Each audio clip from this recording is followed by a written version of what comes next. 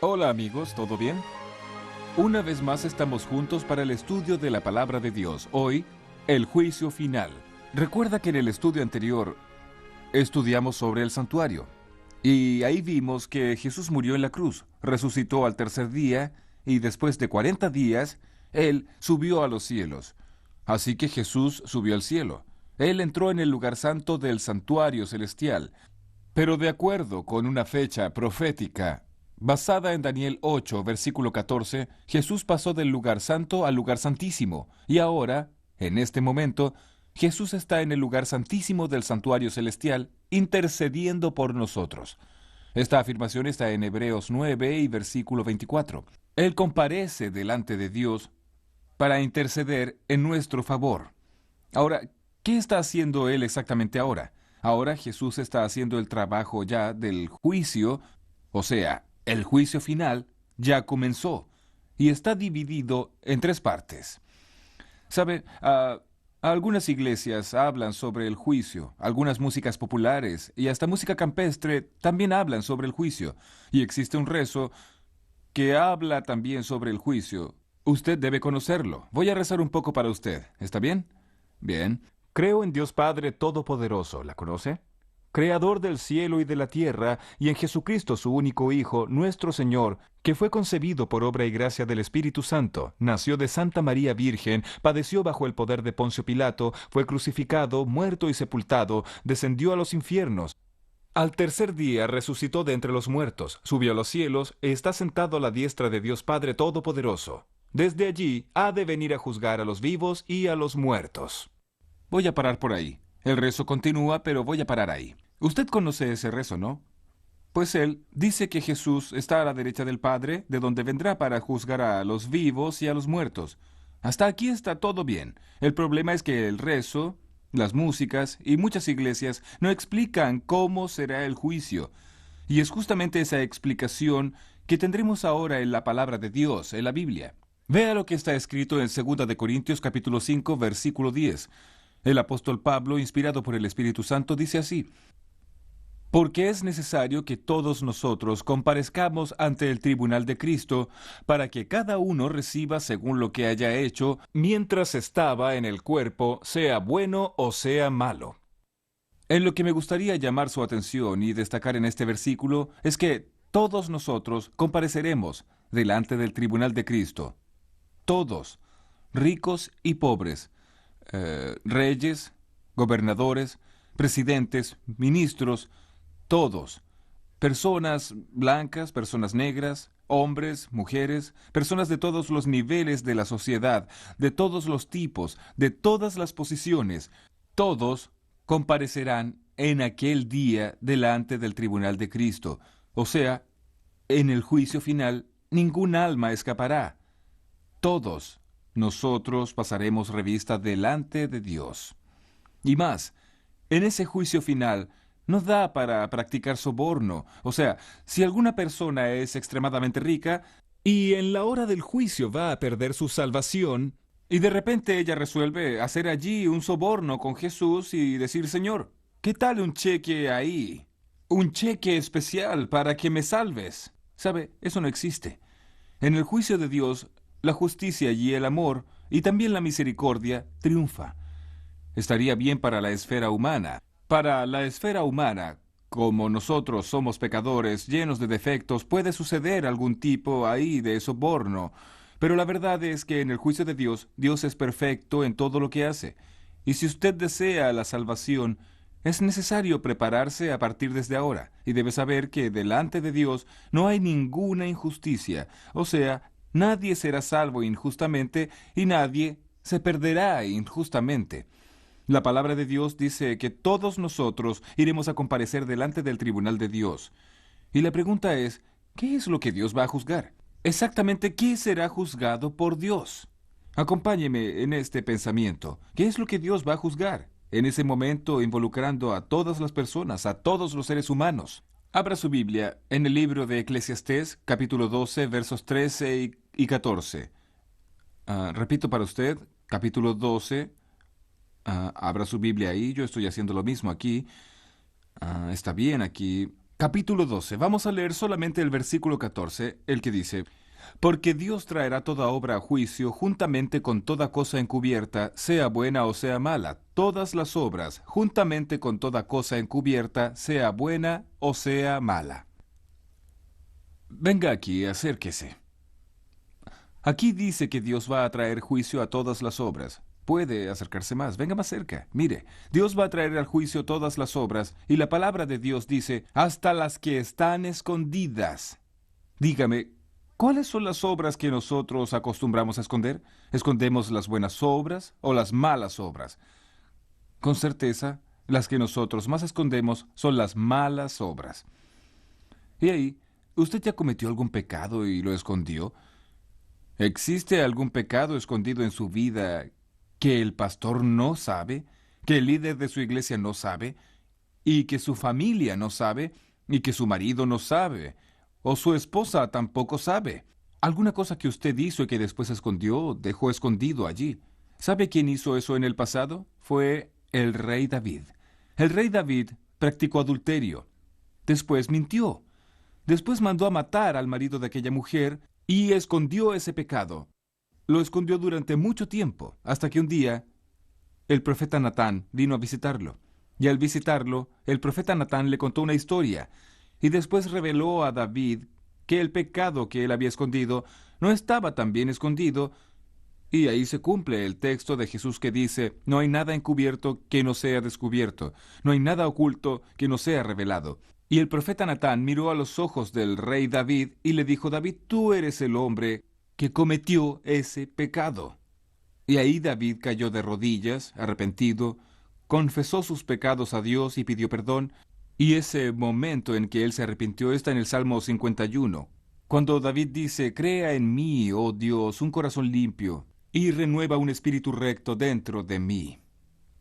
El juicio final envuelve a todos, y Dios va a juzgar todas las obras, inclusive aquellos pecados escondidos. Hoy, usted sabrá cómo actuar, qué hacer, para que en la hora del juicio reciba la absolución, el perdón, la salvación. Entonces vamos a analizar juntos todos esos detalles y qué hacer, cómo actuar delante del juicio. ¿Está bien? Entonces vamos a abrir la Biblia y vamos a saber detalles del juicio y a saber cómo debemos actuar. Acompáñeme, por favor. Acompáñeme aquí. Aquí está. Aquí dice que Dios va a traer juicio a todas las obras. Piense un poco. Desde que usted nació hasta ahora, ¿cuántas palabras ya dijo?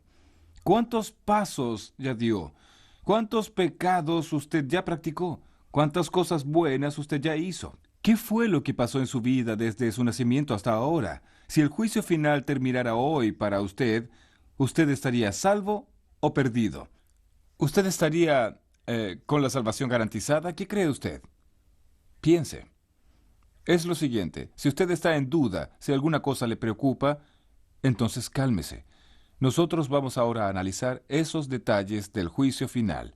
Primeramente, ¿quién es quién en el juicio final? ¿Quién es quién? ¿Quién es el juez? ¿Quién es el abogado de defensa? ¿Quién es el abogado acusador? ¿Quiénes son los testigos? ¿Y quiénes son los acusados?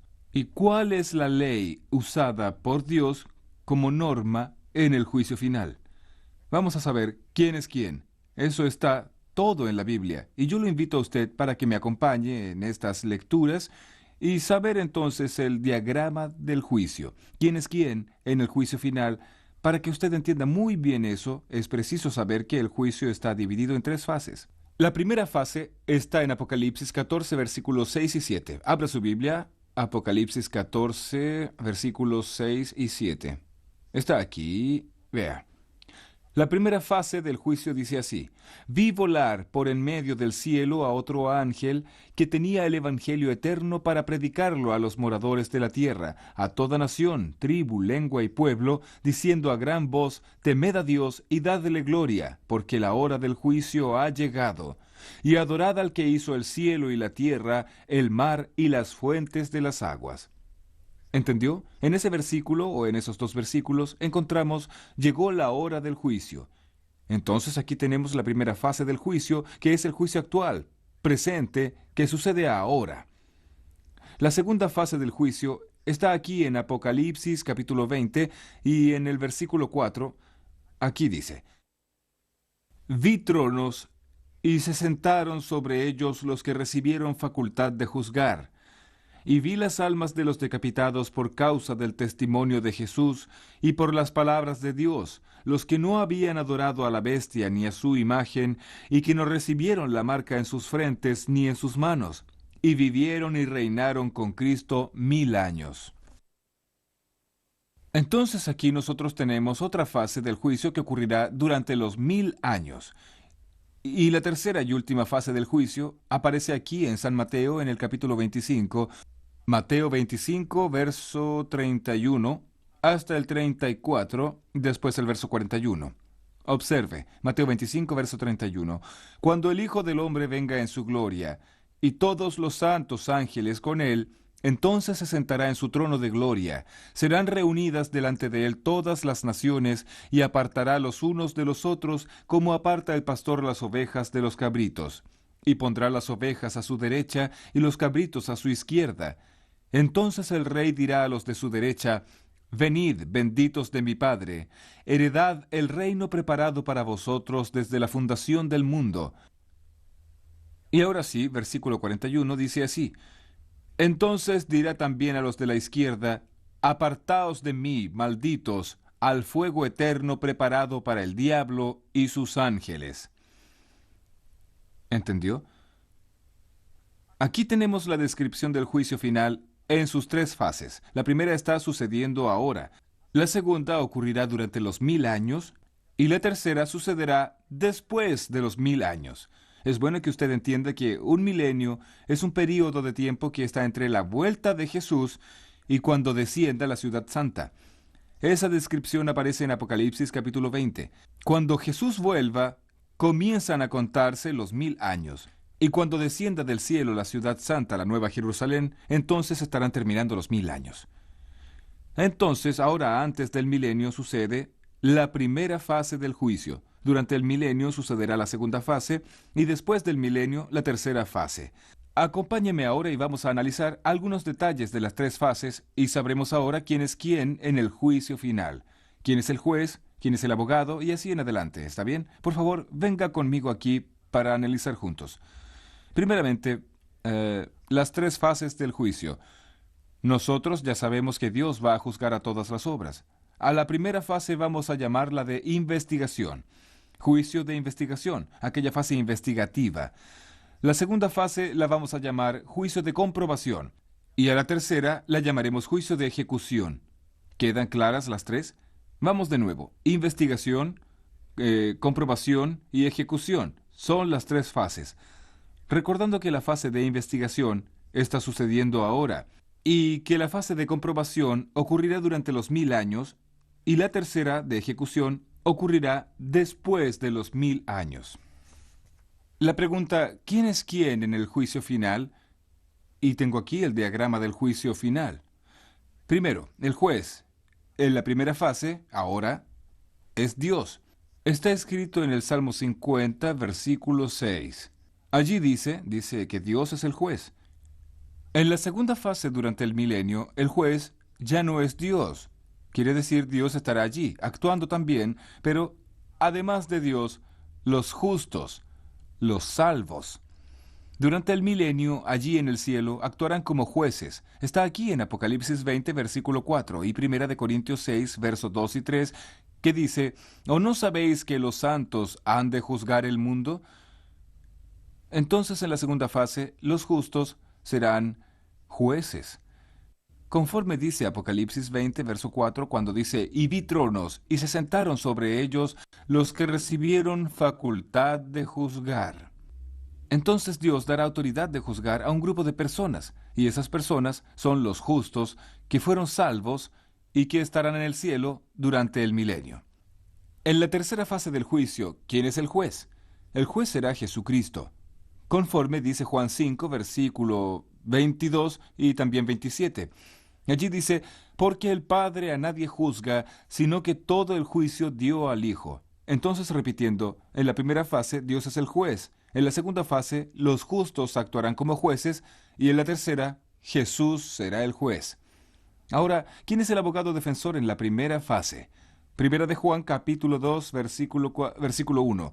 Dice, ¿qué tenemos aquí en el versículo? Dice así: Hijos míos, estas cosas os escribo para que no pequéis. Y si alguno hubiere pecado, abogado tenemos para con el Padre a Jesucristo el justo. ¡Qué bendición!, ¿no? Entonces Jesús es nuestro abogado, defensor, hoy en la primera fase, ¿entendió? Dios es el juez y Jesús es el abogado en la primera fase. Y en la segunda fase, ¿quién será el abogado? En la segunda fase, recuerda, durante el milenio, no habrá abogado defensor. Y en la tercera fase, después del milenio, tampoco habrá. O sea, nosotros solo tenemos abogado para defendernos ahora, en la primera fase. ¿Quién es el abogado de acusación o acusador en la primera fase del juicio? En la primera fase del juicio, el abogado acusador es Satanás. Está en Apocalipsis capítulo 12, versículos 9 y 10. Yo voy a leer ese texto para usted. Apocalipsis capítulo 12, versículos 9 y 10. Dice así, el 9. Y fue lanzado fuera el gran dragón, la serpiente antigua que se llama Diablo y Satanás, el cual engaña al mundo entero. Fue arrojado a tierra, y sus ángeles fueron arrojados con él. Entonces oí una gran voz del cielo que decía: Ahora ha venido la salvación, el poder y el reino de nuestro Dios y la autoridad de su Cristo, porque ha sido lanzado fuera el acusador de nuestros hermanos, el que los acusaba delante de nuestro Dios día y noche. Por lo tanto, el acusador es Satanás. En la segunda fase, ¿dónde estará el acusador? Apocalipsis 20, versículos 1, 2 y 3 dicen, allí los versículos dicen lo siguiente, que el acusador durante la segunda fase, él estará preso. Va a descender un ángel que tiene la llave del abismo y va a encadenar a Satanás por 1000 años. Entonces, en la segunda fase, el acusador estará preso. Y en la tercera fase, Satanás vuelve para acusar por un poco de tiempo, es lo que dice el versículo 3 de Apocalipsis 20. Aquí dice claramente, y lo arrojó al abismo, y lo encerró, y puso su sello sobre él, para que no engañase más a las naciones, hasta que fuesen cumplidos 1000 años. Y después de esto debe ser desatado por un poco de tiempo. Entonces, después del milenio, en la tercera fase, Satanás vuelve como acusador, pero por poco tiempo. Ahora, ¿quiénes son los testigos? Los testigos del juicio final son los ángeles. Apocalipsis 5, versículo 11. Los ángeles. En la primera, en la segunda y en la tercera fase, los ángeles son los testigos. ¿Y quiénes son los reos? Claro que los reos somos todos nosotros. No hay duda, pero en la primera fase del juicio, los que están siendo investigados, juzgados en ese proceso investigativo, son los cristianos, los justos, los hijos de Dios, conforme dice aquí, Primera de Pedro 4:17. Está aquí, Primera de Pedro 4:17. Porque es tiempo de que el juicio comience por la casa de Dios. Y si primero comienza por nosotros, ¿cuál será el fin de aquellos que no obedecen al Evangelio de Dios? Entonces, ¿entendió? El juicio comienza por la casa de Dios, por la iglesia, por los cristianos, por los que sirven a Dios. Es lo que dice la palabra de Dios. Entonces, hoy, los cristianos están siendo juzgados. En la segunda fase del juicio durante el milenio, los impíos serán juzgados. La verdad, en la segunda fase del juicio, el juzgamiento es solo comprobación. Y en la tercera fase del juicio, todos oirán de Cristo la sentencia final. Los justos oirán de Cristo: venid, benditos de mi Padre. Y los impíos oirán de Cristo: apartaos de mí para el fuego eterno. Y por último, la ley. ¿Cuál será la ley usada por Dios como norma para el juicio? Santiago capítulo 2 del 10 al 13 dice que son los 10 mandamientos. Los 10 mandamientos es la ley usada por Dios como norma para el juicio. Si los 10 mandamientos son usados por Dios como norma para el juicio, yo pregunto, ¿qué decir de aquellos que no aceptan la ley, que no aceptan los 10 mandamientos? ¿Cómo será el juzgamiento de ellos? Por eso, es importante entender no solamente el diagrama del juicio, sino también la vida de obediencia que Dios espera de nosotros. Entonces, concluyendo este estudio, este pensamiento, entienda lo siguiente. En la primera fase del juicio, Dios es el juez. En la segunda fase, los justos. Y en la tercera fase, Jesús. En la primera fase, Jesús es el abogado. En la segunda y en la tercera, no habrá abogado de defensa. Y el acusador, en la primera fase el diablo es el acusador, en la segunda fase él estará preso y en la tercera él vuelve como acusador. Los testigos son los ángeles en las tres fases. Los reos hoy son los justos y están siendo juzgados. En la segunda fase los impíos y en la tercera todos. La ley usada como norma para el juicio son los 10 mandamientos en las tres fases. Me gustaría cerrar el estudio llamando su atención al siguiente punto. Hoy, Cristo es su abogado y el mío, pero un día Él será nuestro juez. Entonces aproveche ahora, ya que Jesús está delante del Padre, intercediendo por mí y por usted. Aproveche esta oportunidad para arrodillarse y clamar la misericordia de Dios, para confesar sus pecados, para pedir perdón por los pecados pasados, por los pecados presentes, y también por aquellos que usted escondió en algún momento. Confiese todo a Dios. Si usted no recuerda ningún pecado, pida perdón por aquellos que usted no recuerda, y la misericordia de Dios estará sobre usted. Y tenga la seguridad absoluta que cuando llegue el momento final de la historia, si usted es fiel, confiesa sus pecados a Dios, pide perdón a Dios y los abandona, y anda en comunión con Jesús, con certeza, usted será vencedor y victorioso. Yo creo eso, y por eso lo invito ahora, ya que tomó esa decisión, a orar conmigo. Cierre sus ojos. Vamos a orar. Querido Padre Celestial, muchas gracias porque tú, Señor Jesús, eres nuestro abogado, porque Jesús intercede por nosotros. Muchas gracias por saber también que la sangre de Jesús nos purifica de todo pecado. Cuando llegue el momento de la decisión final de nuestra vida, que nosotros podamos estar preparados. Yo te entrego a esta persona en tus manos, en el nombre de Jesús. Amén. Tan solo hay un lugar en el trono de vivir, lugar de quien gobierna todo el ser. Tan solo un Señor el trono ocupará. Si fueren dos, amarás a uno, rechazando al otro. Bendecide ahora.